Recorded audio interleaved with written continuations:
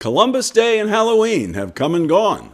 Some stores and restaurants have closed for the season, and you can actually find a place to park right on Main Street. But there is still plenty to do in Chatham. I'm Huntley Harrison, together with Richard Garvin and Jerry Panuchik, to bring you the November installment of Chatham Today, the show that keeps you up to date with what's happening in the town of Chatham.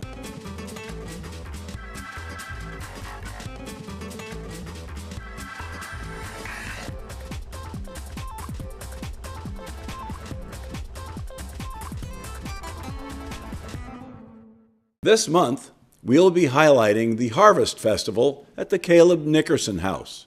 3 period artisans will discuss different segments of colonial life and how daily activities were carried out in the early days of Chatham. But first, we will catch you up on the events and activities for November. For the second year in a row, Chatham is planning a very special Veterans Appreciation Weekend this November 9th and 10th.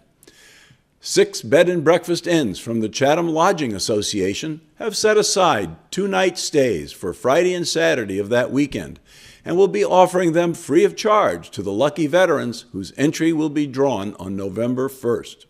Chatham merchants and restaurants will also be offering specials to our veterans over the Veterans Day weekend. Participating Chatham inns include the Bradford Inn, the Captain's House Inn, the Carriage House Inn, Chatham Bars Inn, Chatham Gables Inn, and the Chatham Wayside Inn. The annual Veterans Day ceremony will take place at Veterans Circle at Chatham's Main Street Rotary on Monday, November 11th at 11 a.m. to pay tribute to our nation's veterans. The town of Chatham wishes to thank all of our nation's veterans for their service, and this is one small way to show our gratitude. The Chatham Lodging Association is a group within the Chatham Chamber of Commerce. In order to enter the drawing, veterans are asked to go to www.honoringallwhoserved.com. The web address is on the screen now. Moving on to other activities, the Autumn Members Show at the Creative Arts Center continues until November 21st. Come in and see some of the marvelous works of art. From Friday, November 29th, and continuing through December 11th, the Holiday Sale and Small Works Exhibition transforms the center into a lively holiday shopping experience for the whole family. Enjoy warm cider and a sweet treat while you select the perfect handcrafted gift in a pleasant holiday atmosphere.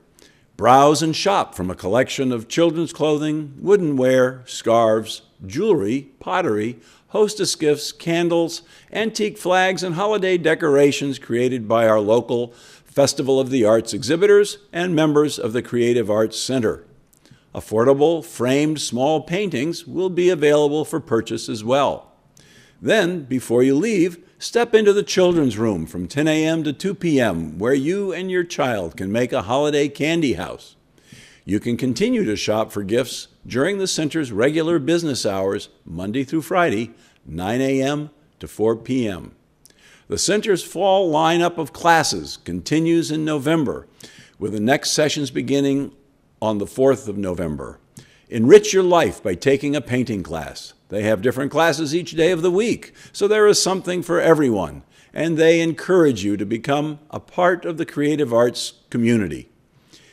Please call Angela or Mary Carroll if you have any questions about any of the classes at 508-945-3583, or check their website at www.capecodcreativearts.org. The Creative Arts Center in Chatham provides a vibrant educational resource for all ages, where the visual arts are explored and celebrated through classes, exhibitions, and special events.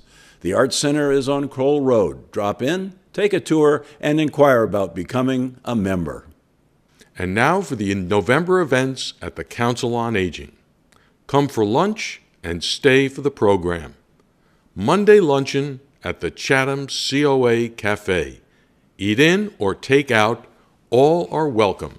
Prepared by our chef, $7 includes bread, basket, entree, beverage, and dessert.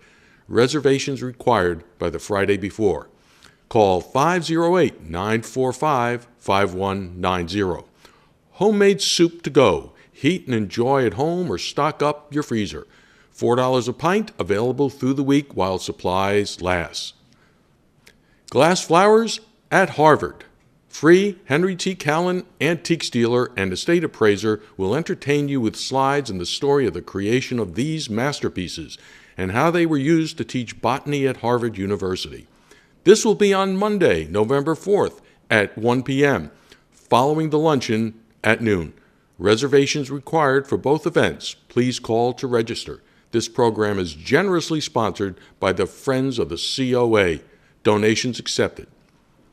AARP Driving Clinic, Monday, November 18th, 10 to 3 p.m. $12 for AARP members, $14 for non-members.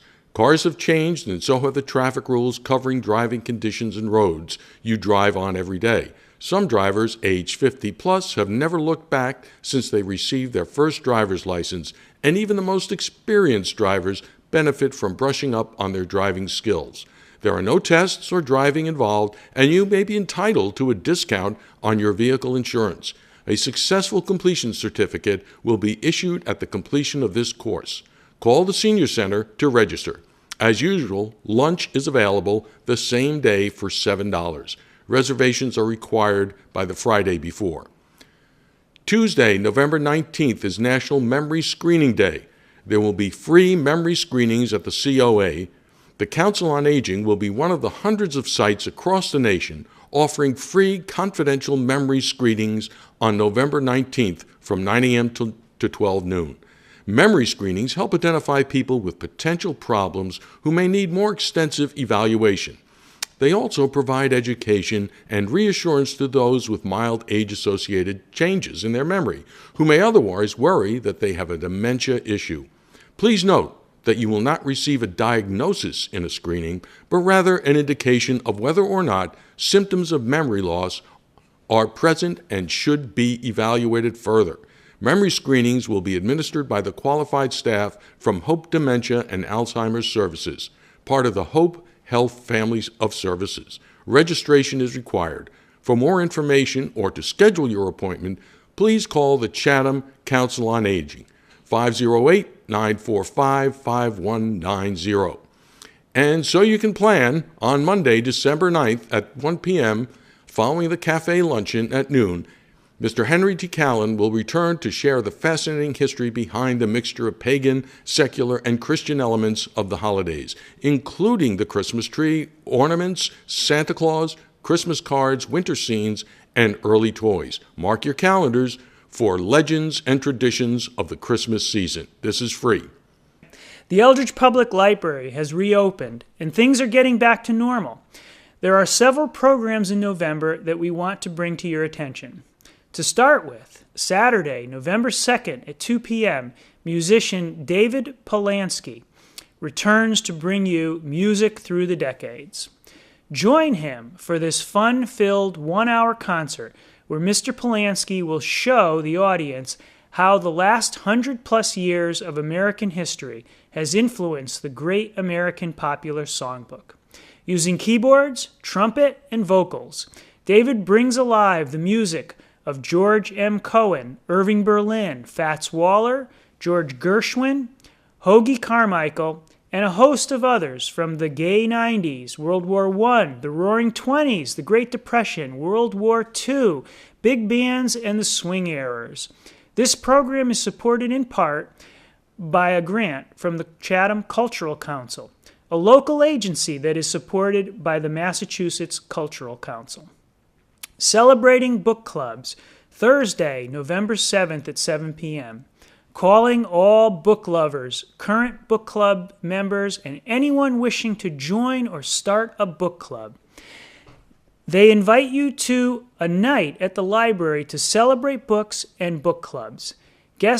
Special guest authors include Rose Connors and Sally Cabot Gunning. The authors will talk about the importance of book clubs as well as give advice and encouragement to keep reading and talking about books. Resources will be available for selecting books and preparing book discussion points. Please spread the word, and friends, neighbors, and family members will come. Book and film discussion group, Saturday, November 9th, 2 p.m. to 4 p.m. Read the book and come to the library to view the film and join in a discussion of book versus film. This month's selection is Sarah's Key by Tatiana de Rosnay. The book and author program, Tuesday, November 12th at 7 p.m. Attend an event with author, lecturer, and newspaper columnist Tom O'Connell as he shares his new memoir, Upward and Downward Mobility, a work memoir, a writer's zigzag journey. This new book traces his work life from early days in the 1930s and 1940s as an orphan in a Catholic Charities group home, upward to top leadership roles in the state, including CEO of the Massachusetts Safety Commission. Tom created the Channel 25 public affairs shows It's Your Life, and he was selected in Cape Cod Life's 25th anniversary issue as one of the top 100 influential people on Cape Cod.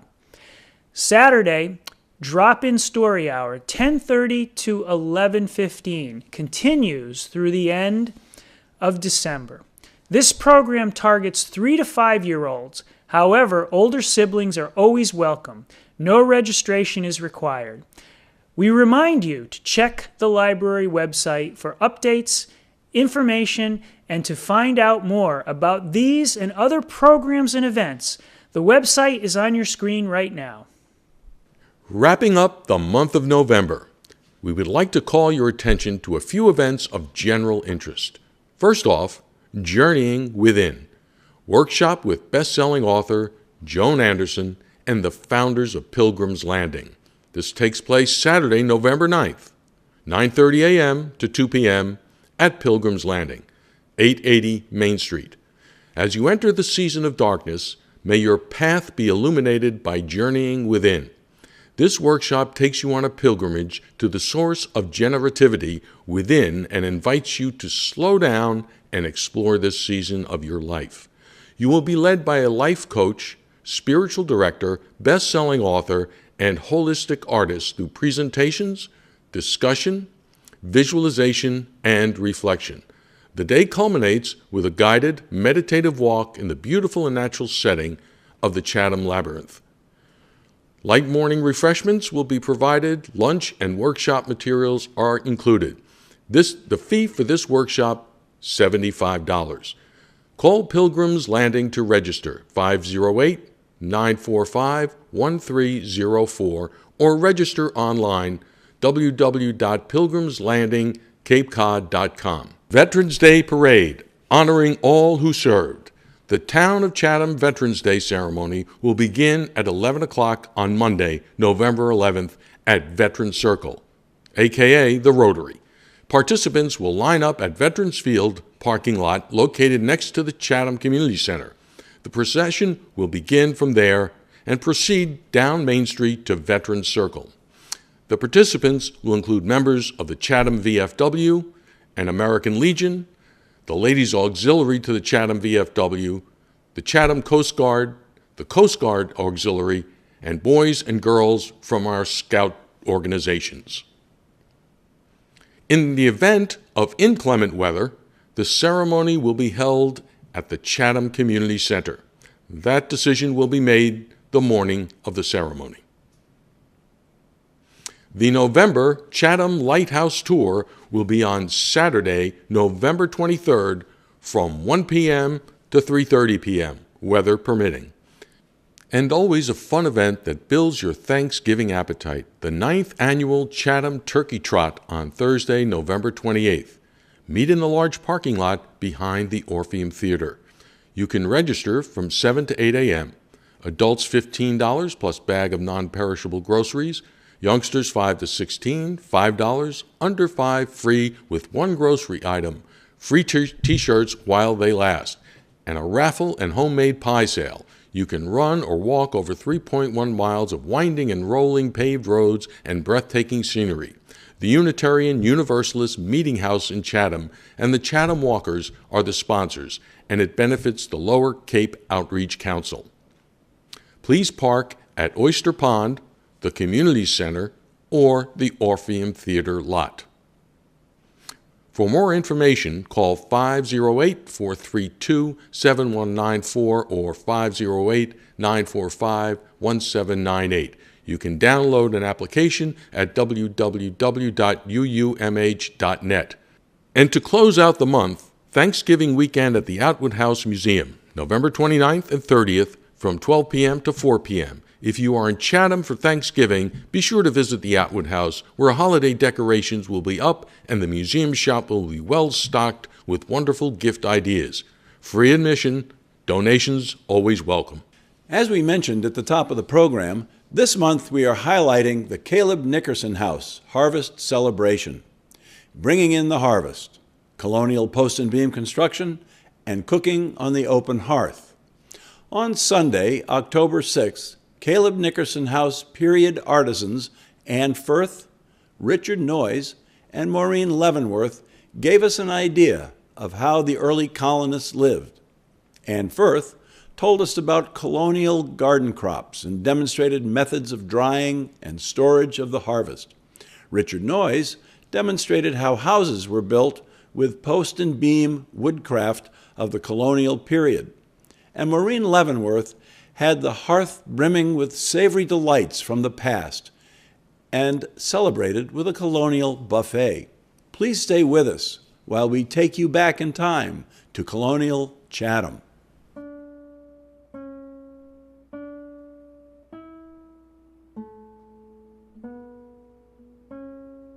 Chatham Today is visiting the Caleb Nickerson House in North Chatham. And today they are having their annual Harvest Festival. And we will be speaking with three people today who are artisans in colonial life. Maureen Leavenworth, who will be the person inside the house doing cooking, Ann Firth, who is a colonial gardener, and Richard Noyes, who is a carpenter, in those days called a joiner. And we'll be visiting with these people today as we tour around the Caleb Nickerson House. We're going to start our visit with Ann Firth, a period gardener who will tell us a little bit about the types of vegetables and plantings that the colonists used, or the Nickersons used, at that time. This planting arrangement here is based on the Native Americans' three sisters. This is not exactly how they would have done it. They would have had big fields and they would have planted in mounds where they would have had the corn, the squash, and the beans. We've done it here on a small scale just as demonstration. The corn grows tall, and when the corn is about a foot tall, you plant the pole beans on it. And so you can see the pole beans are currently so heavy they're actually weighing down the corn at this stage. Beans get the advantage of climbing the corn. Beans provide nitrogen naturally to the plants, so they're providing food for the corn plants. The squashes that are around, and at the moment we have cucumbers, which would have been cowcumbers at the time. The cowcumbers and other squashes filling in around the base of the corn plants help to discourage raccoons and other varmints from crawling in and under through them, as well as just naturally benefiting from some of the advantages of being near the corn and the beans as well. So it was mutually beneficial to all three crops and to the Native Americans to grow their plants this way. What we have here are some beets. Again, the greens can get eaten. They're a great source of iron and nutrition. You can see we've got a very large, we can just give this one a pull, very large red beet here.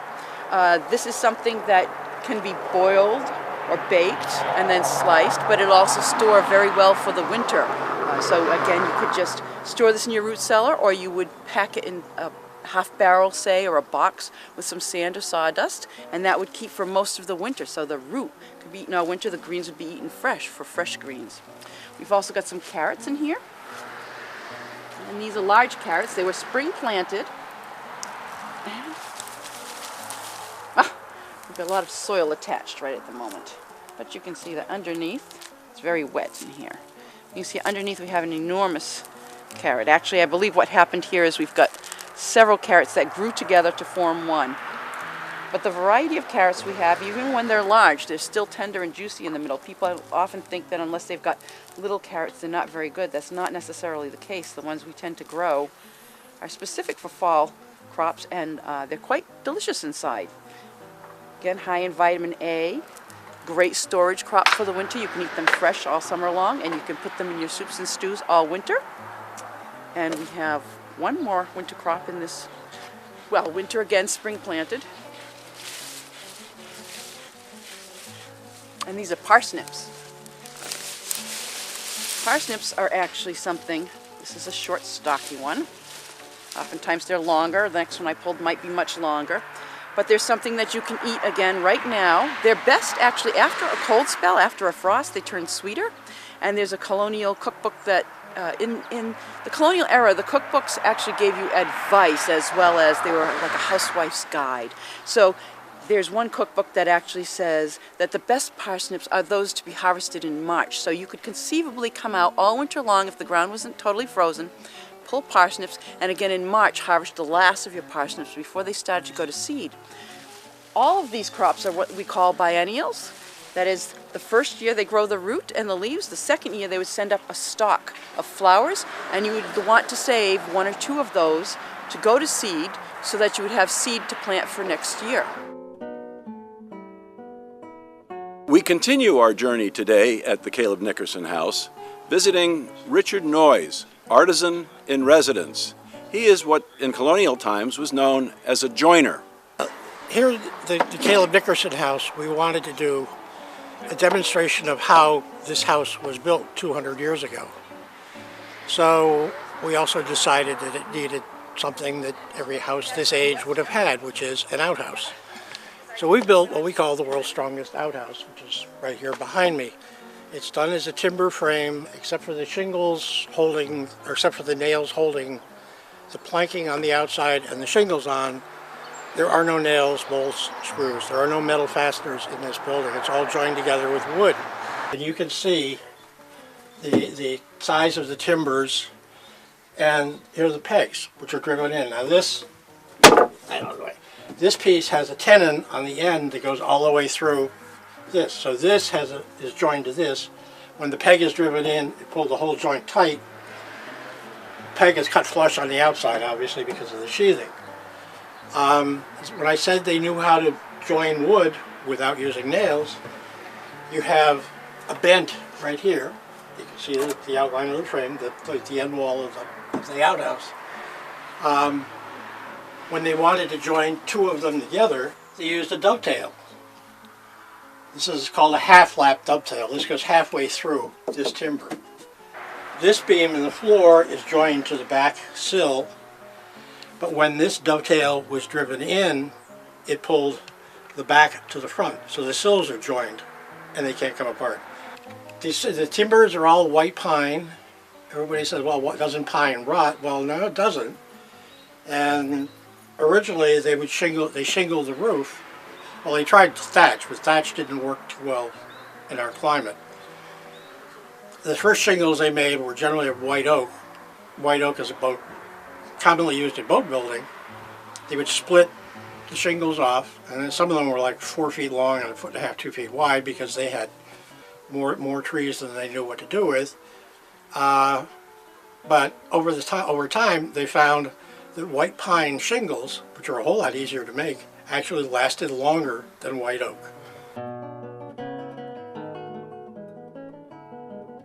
We're continuing our visit at the Caleb Nickerson House.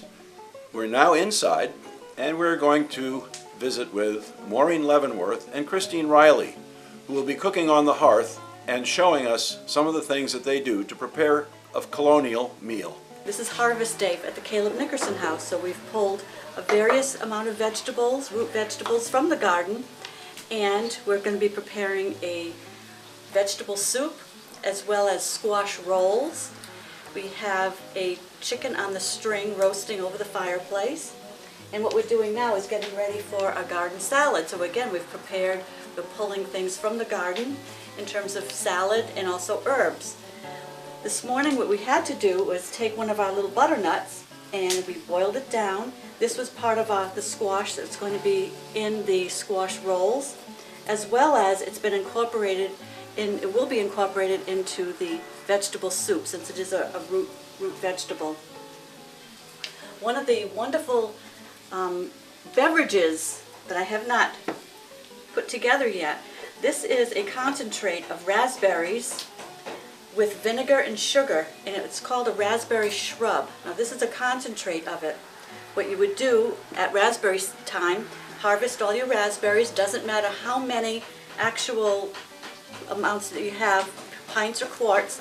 You measure in a pot the same amount with vinegar, boil it down, and then when it's strained, you end up with a raspberry concentrate. Add amount of sugar, again boil it down, and then what you would do is just take 1 tablespoon of this concentrate to ice water, and you'd have a nice little beverage. This was something that people drank during the summer, and it's very, very thirst quenching.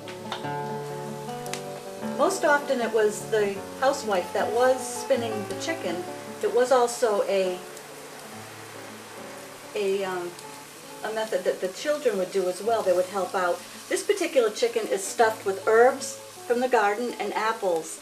I've also done it with bread, butter, and herbs. This is the first time I've tried directly with all herbs, and we've also taken herbs and stuffed it under the skin as well.